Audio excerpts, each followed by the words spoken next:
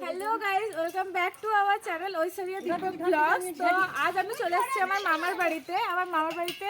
আজ মামি টিউশনে হচ্ছে গিয়ে ফিস্ট হবে। তো ফিস্টে কি কি রান্না হচ্ছে সেটা তোমাদের সাথে শেয়ার করব। এই যে দেখো কি কি রান্না হচ্ছে, আমি তোমাদের সাথে সেটা শেয়ার করছি।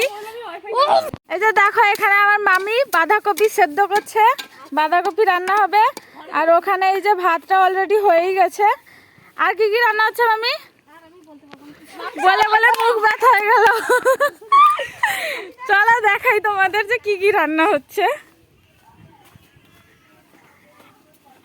এখানে দেখো এই যে মাংসের জন্য আলু ভাজা হচ্ছে, ওখানে টমেটোর চাটনি হচ্ছে, আর এটা হলো চিকেন। এইটা রান্না হবে। তো কত আছে, কত আছে? 5 কিলো চিকেন, বাপরে। আর এটা হচ্ছে এই মাছ, এই মাছটাকে টক করা হবে।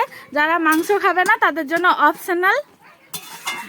আর এখানকার টিউশন সদস্য দেখাচ্ছি। বর্তমানে এখানে প্রচুর কম সদস্য আছে, সবাই যে যার বাড়ি চলে গেছে।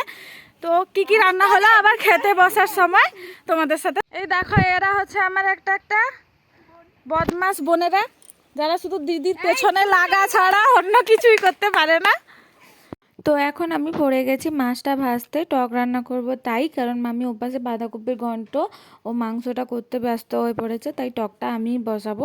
এবং টকটা বসিয়ে তোমাদের সাথে কি কি রান্না হয়েছে বলছি। এই যে দেখো আমাদের রান্না বান্না সব শেষ, আর বাচ্চারাও খেতে বসে গেছে। তো বাচ্চারা খাওয়ার পরে আমরা বড়রা খাবো।